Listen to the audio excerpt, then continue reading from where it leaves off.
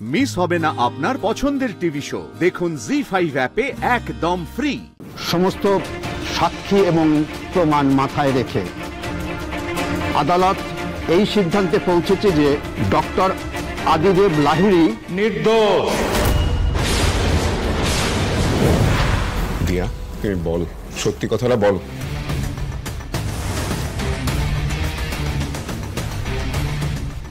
সেদিন সেদিন সেদিন আদিতা রসগোল্লা আনতে আমার ভেতরে পাঠিয়েছিল।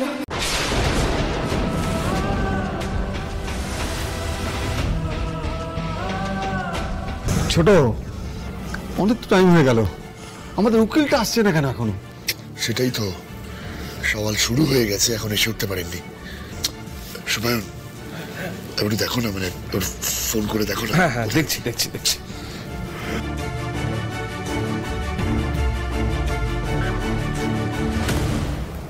আচ্ছা, রসগোল্লা আনতে আপনাকে ভেতরে পাঠিয়েছিল আর কি, তারপর?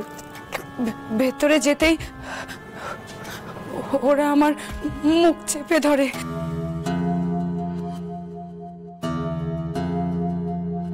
ওরা ওরা মানে আর কে কে ছিল সেখানে?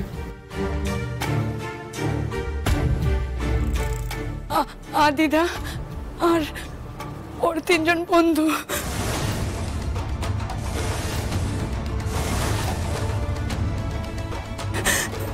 মুখ চেপে ঘোড়ার ভেতরে নিয়ে যায়, দরজা বন্ধ করে দেয়।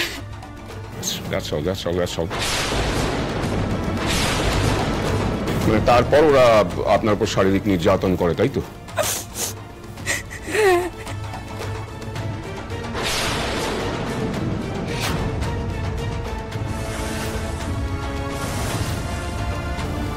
তারপর আমি বেহুশ হয়ে যাই। ভাবুন একবার, মাই লর্ড, একজন ডাক্তার, তিনি ওথ নিয়েছিলেন মানুষ বাঁচাবেন বলে, তারপরে সে এই ধরনের কাজ করতে পারে। আর এই ধরনের কাজ শুধুমাত্র দিয়া নয়, আমি নই, আপনি নেই, সমস্ত সমাজের পক্ষে কতটা ভয়ঙ্কর, কতটা ক্ষতিকর। আমি চাই এই আদিদেব লাহিড়ীর চরম থেকে চরমতম সাজা হোক।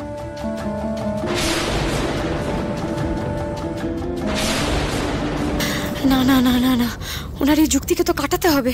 এ তো একতরফা কেস চলছে, স্যারের পক্ষের উকিলই তো এখনো আসেননি। কি হলো সুপায়ন, উকিল বাবুকে ফোনটা করো।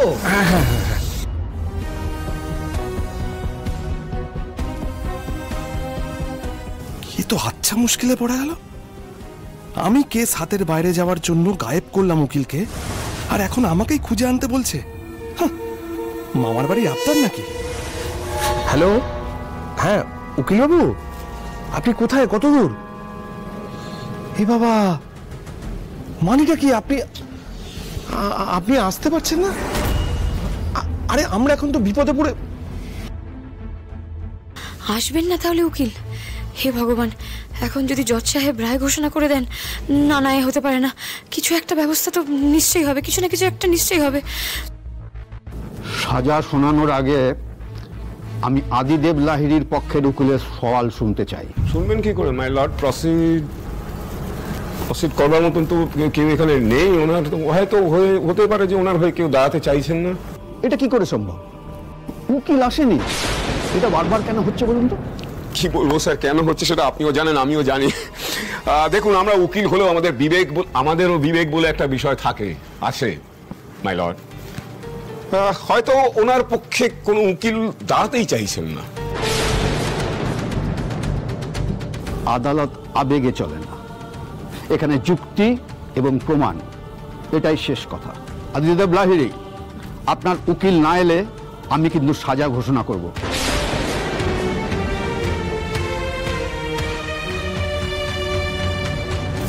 করুন মাই লর্ড, করে দিন, সাজা ঘোষণা করে দিন।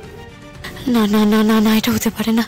না না না জজ সাহেব, না না না, এটা হতে পারে না, আপনি এটা করবেন না। সমস্ত সাক্ষী এবং প্রমাণ মাথায় রেখে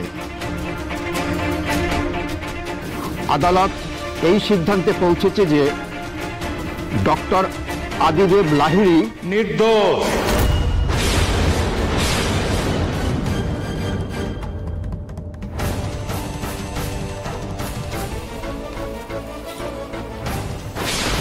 আদিদেব লাহিড়ী নির্দোষ।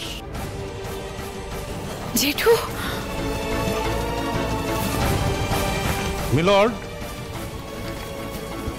আইন বলে যে দোষী ছাড়া পাক, কিন্তু নির্দোষ যেন কখনো সাজা না পায়।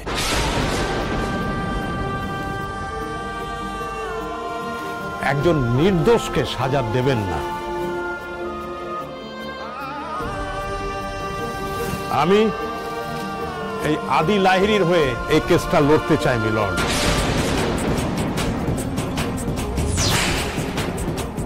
আমি আমার মক্কেলের পক্ষে সওয়াল করতে চাই, এই অনুমতি দিন আমাকে। আপনি? আমি অ্যাডভোকেট সনাতন বসু, আমার মক্কেলের উকিল।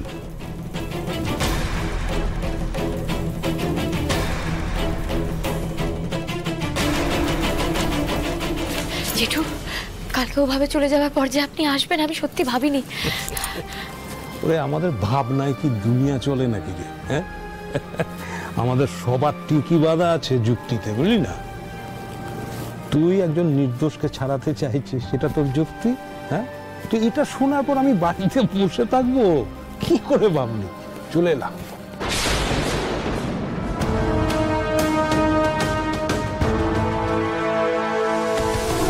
কি বলছি, এই হাসিটা তো ভালো ঠেকছে না। হ্যাঁ, আদিকে বেকসুর খালাস করে দেবে না তো? ফণীন্দ্র, তোমার না শুধু নেগেটিভ থট। শুভ শুভ ভাবো, শুভ শুভ ভাবো, দেখবে শুভ হবে। যাও গিয়ে বসো। ঠিক আছে।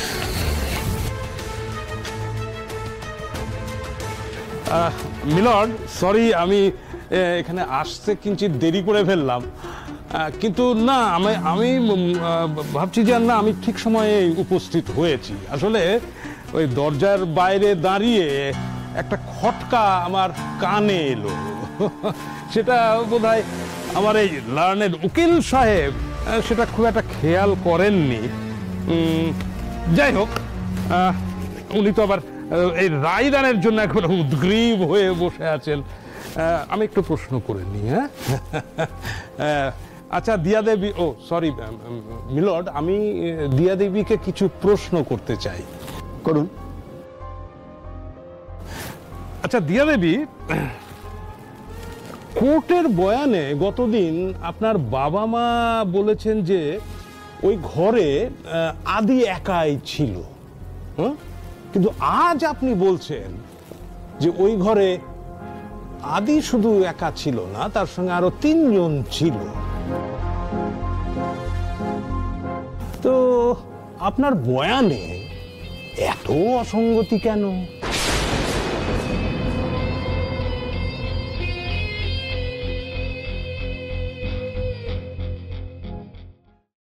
জি5 ডাউনলোড করুন আর সব এপিসোড দেখুন একদম ফ্রি।